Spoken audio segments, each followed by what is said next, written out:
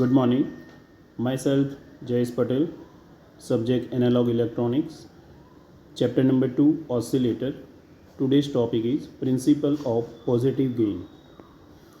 Principle of positive feedback, gain of positive feedback amplifiers.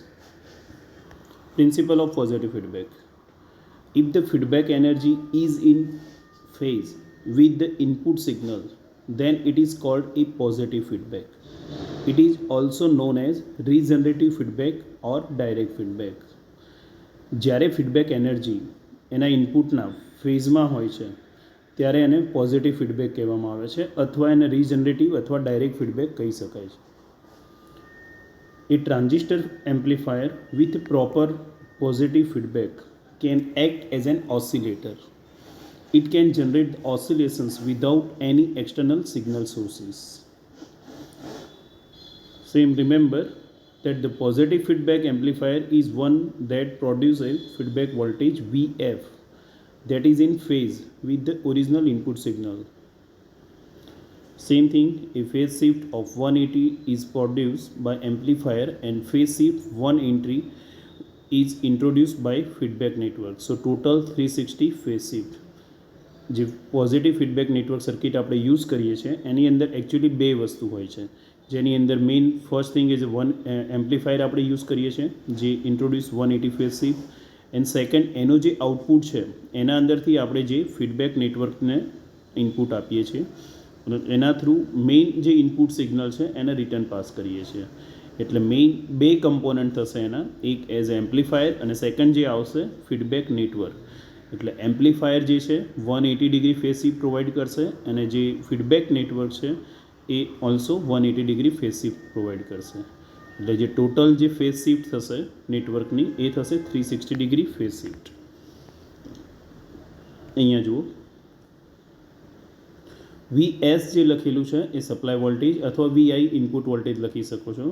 A four એમ્પ્લીફાયરનો જે gain આપેલો છે, V0 is the output voltage, VF is the feedback voltage.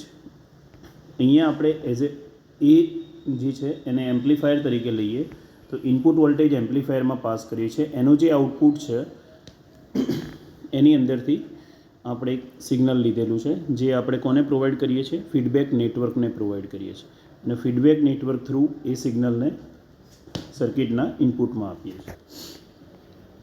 એટલે oscillator is an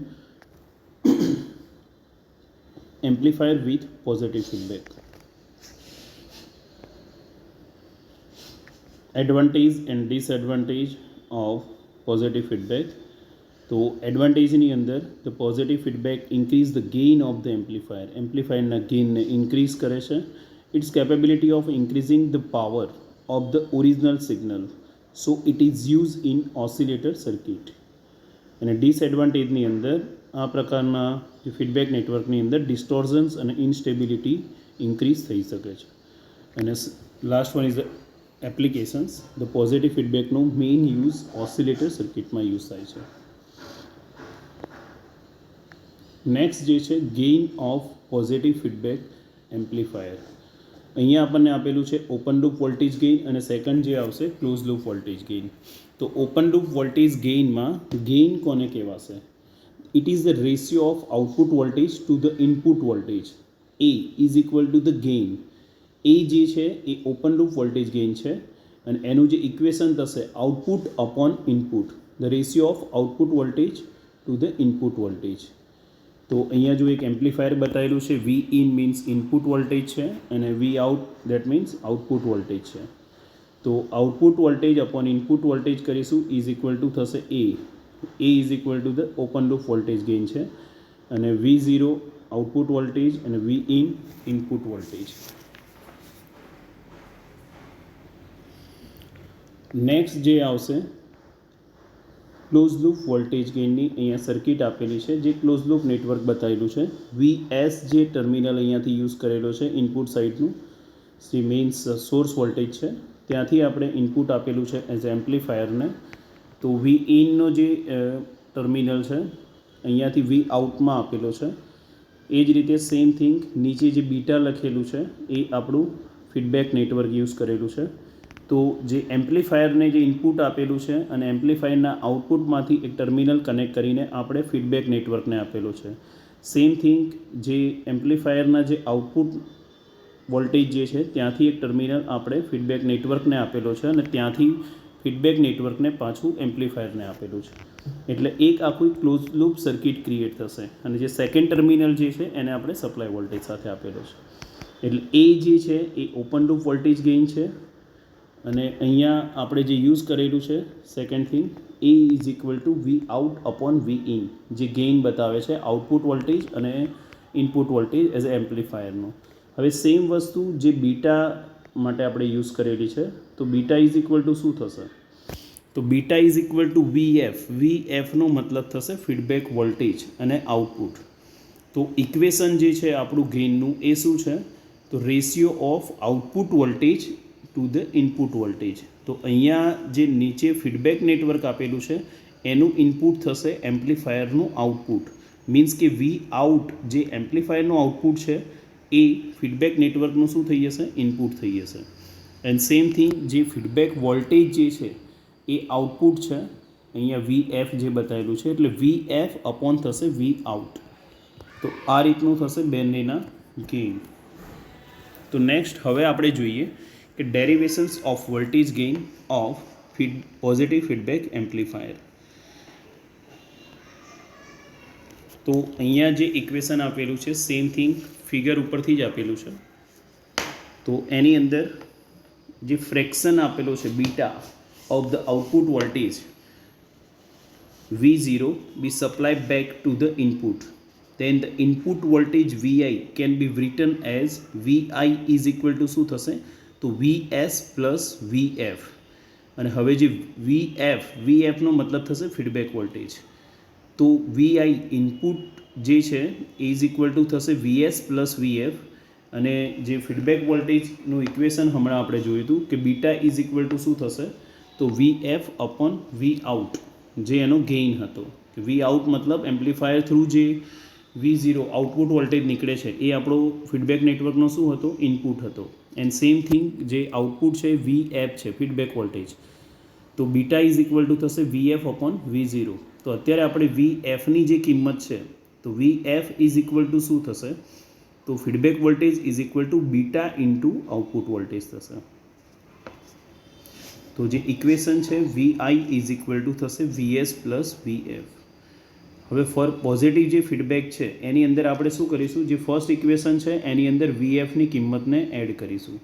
એટલે જે final equation બનશે particular positive feedback માટે એ થશે Vi is equal two Vs as it is plus Vf. Vfની જગ્યાએ આવશે બીટા V0. ઓકે. દેન હવે આપણે ઓપન લૂપ વોલ્ટેજ ગેઇનની વાત કરીએ. તો ઓપન લૂપ વોલ્ટેજ ગેઇન એ ઇઝ ઇક્વલ ટુ એનું ઇક્વેશન હતું V0 અપોન Vi. તો ઓપન લૂપ વોલ્ટેજ ગેઇન એ is equal to V0 upon Vi. Then V0 is equal to, તો V0 ઇઝ ઇક્વલ ટુ શું થશે? ઓપન લૂપ વોલ્ટેજ ગેઇન એ into Vi. તો V0 is equal to થશે આપણે આની અંદર જે બીટાની જે એ ઇન્ટુ Vi. તો V0 ઇઝ ઇક્વલ ટુ, હવે આ જે ઇક્વેશન છે output voltage is equal to open loop voltage gain into શું થશે? Input voltage. તો અહીંયા જે ઉપરની સાઈડ જે Vi is equal two Vs plus beta V0 આપેલું છે એની કિંમતને આપણે મૂકીશું ઇક્વેશન નંબર 3માં. તો V0 ઇઝ ઇક્વલ ટુ થશે A in bracket Vs plus beta V0. તો હવે આપણે એને મલ્ટીપ્લાય કરી દઈએ તો V0 ઇઝ ઇક્વલ ટુ થશે A into Vs plus A B beta V0. અહીંયા આપણે ઇક્વેશન નંબર 4 જે તમને દેખાય છે એની અંદર શું કરેલું છે? મલ્ટીપ્લાઇડ કરેલું છે બંનેની સાથે, Vs સાથે અને સેકન્ડ બીટા V0 સાથે ઓપન લૂપ વોલ્ટેજ ગેઇન એ. સેકન્ડ V0ને આપણે કોમન લેવા માટે V0ના જે સ્ટેપ છે એને આપણે એક સાથે લઈએ. તો એ અને બીટા V0 છે એ પ્લસ સાઇન છે, પેલી બાજુ લઈ જઈશું તો માઇનસ થઈ જશે. તો ઇક્વેશન બનશે V0 minus A beta V0 is equal to A into Vs. Okay, ખ્યાલ આવશે? અહીંયા કોઈ ચેન્જ નથી કર્યો. જે આલ્ફા બીટા અને V0 જે આપેલું છે એને આપણે રાઈટ સાઈડ. તો V0 માઇનસ થઈ જશે, અહીંયા પ્લસ છે તો પેલી બાજુ જશે તો માઇનસ થઈ જશે. હવે આપણે શું કરીશું, V0ને કોમન લઈ લઈએ તો ઇક્વેશન બનશે 1 માઇનસ એ અને beta is equal two AVS. તો હવે V0 અપોન VS કરીએ છીએ, અહીંયા આપણે કોમન લીધું, અહીંયા ખ્યાલ આવશે V0 1 minus beta is equal to A into VS. હવે VS જે ઉપર છે એને આપણે V0ની નીચે લઈ લઈએ છીએ તો V0 અપોન VS, અને જે 1 માઇનસ એ બીટા છે એને આપણે એની નીચે લઈ લઈએ છીએ તો V0 upon VS is equal to થશે A upon 1 minus A into beta. ખ્યાલ આવશે. But the V0 upon VS is known as the voltage gain of the amplifier with feedback and is denoted by AF. This is known as closed loop voltage gain.